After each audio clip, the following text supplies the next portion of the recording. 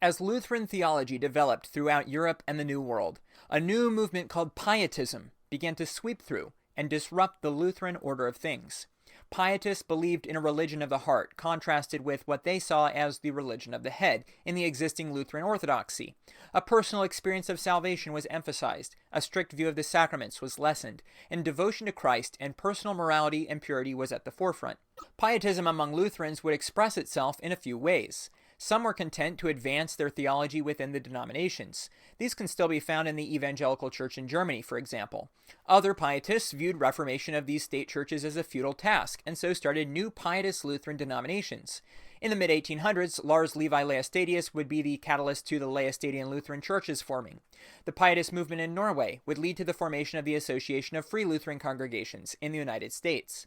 Pietist thought within the United Norwegian Lutheran Church of America led to the formation of the Church of the Lutheran Brethren of America. There was also so-called radical pietism.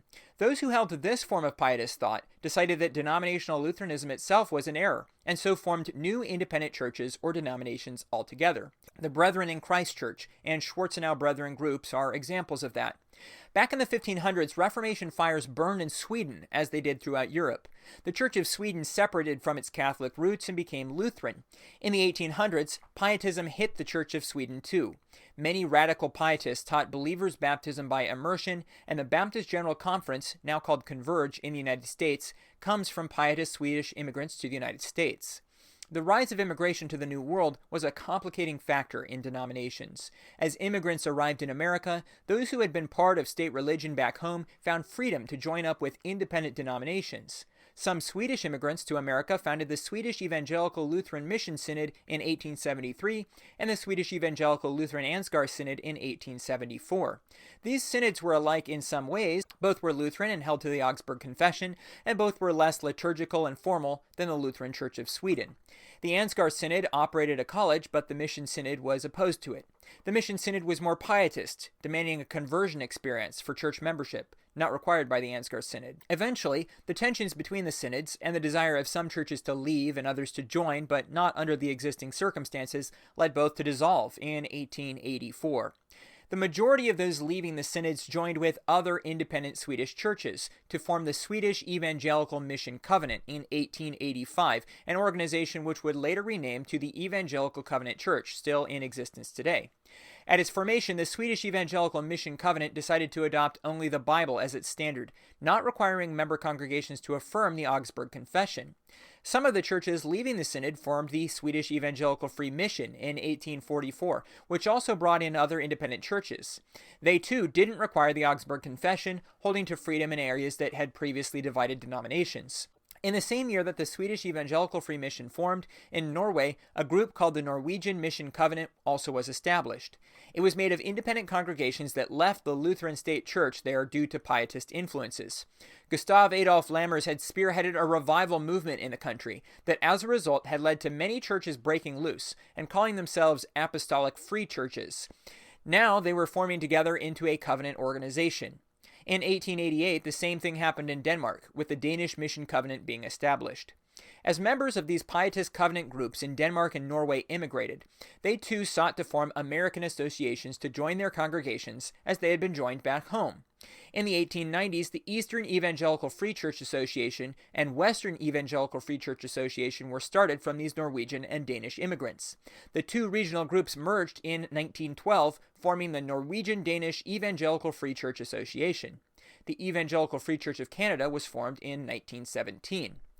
These denominations were free churches in the sense that they had abandoned the state church model that their members had left in their home countries. This and their pietism led them to seek out other similar church bodies. However, most of these churches in the early 1900s didn't hold English services, so Swedish churches and Norwegian churches weren't able to come together. But the next generation spoke primarily English in the home, and by the 1950s, the language barrier was no longer there. In 1950, the Swedish Evangelical Free Mission, which had renamed to the Swedish Evangelical Free Church, and the Norwegian-Danish Evangelical Free Church Association merged together into the Evangelical Free Church of America.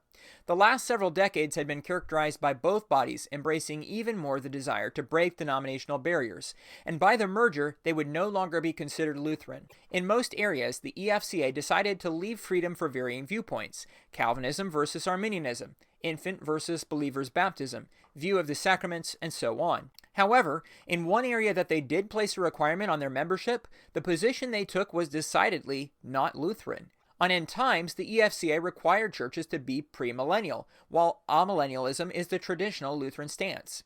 Only in 2019 did the EFCA modify its doctrinal statement to remove the requirement of premillennialism.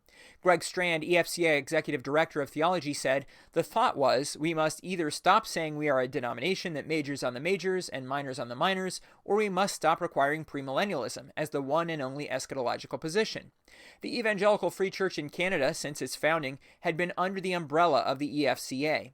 In 1957, the Fellowship of Gospel Churches merged into the denomination, and in 1984, the Canadian branch became completely autonomous. In 2008, the EFCC had adopted a statement of faith that did not include premillennialism. Today, there are over 1,300 churches in the Evangelical Free Church of America, and the main schools affiliated with the denomination are Trinity International University and Trinity Evangelical Divinity School in Illinois and Trinity Law School in California.